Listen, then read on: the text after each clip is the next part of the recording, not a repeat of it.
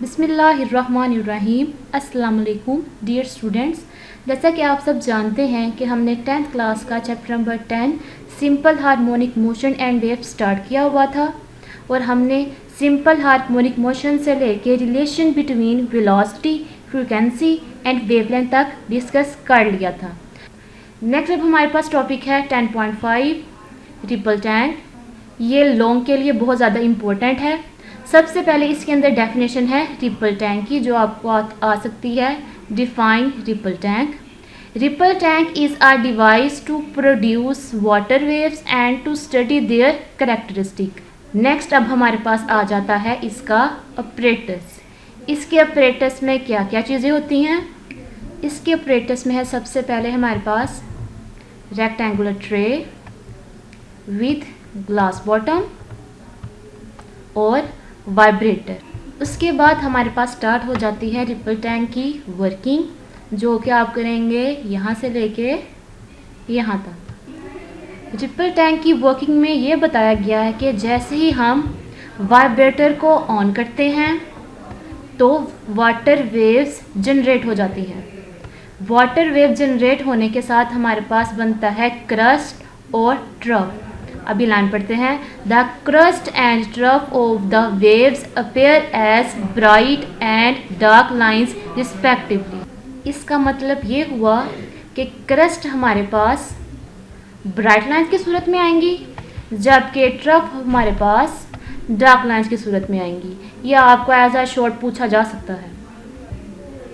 Ripple tank में waves generate करवाकर हम 3 किस्म के प्रोसेसेस को ऑब्जर्व करते हैं।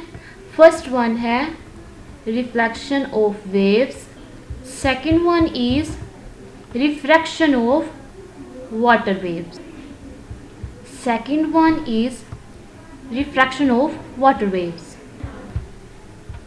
एंड थर्ड वन इज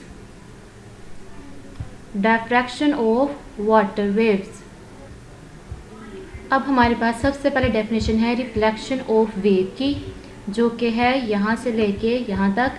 आपसे पूछा जा सकता है डिफाइन रिफ्लेक्शन। इसकी डेफिनेशन है when wave moving in one medium fall on the surface of another medium they bounce back into the first medium such that angle of incidence is equal to the angle of reflection.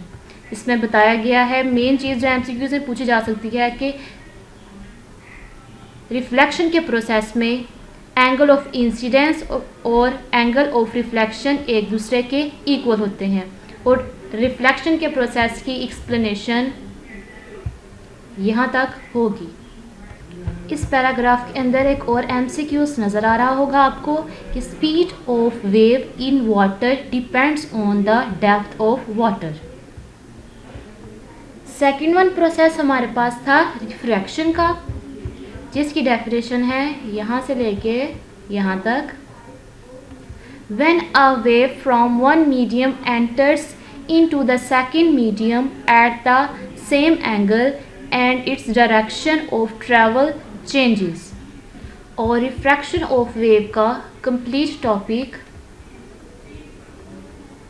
हम लोग यहाँ से लेके next इसकी definition तक लिखेंगे। यहाँ तक थर्ड वन हमारे पास प्रोसेस था डायफ्रैक्शन का।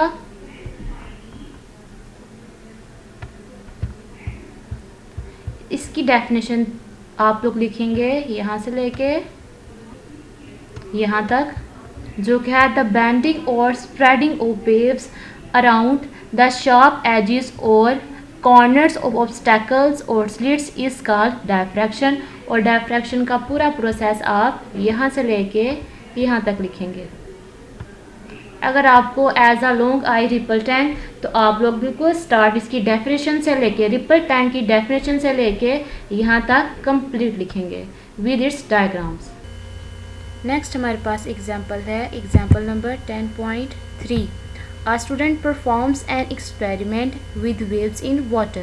The student measures the wavelength of a wave to be 10 centimeter.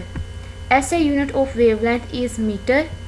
Therefore, we change the centimeter into meter and divide it by 100. By using stopwatch and observing the oscillations of a floating ball, the student measures a frequency of 2 Hz. If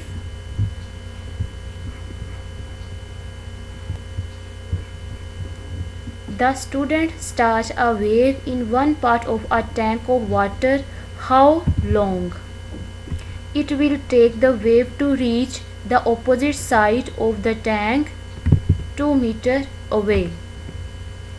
Firstly, we find velocity with the formula V is equal to F lambda. With the help of formula V is equal to D over T. सबसे पहले हमारे पास answer आ जाएगा 0.2 metre पर second और time का formula हमारे पास आ जाएगा 10 second और टाइम की वैल्यू हमारे पास आ जाएगी 10 seconds.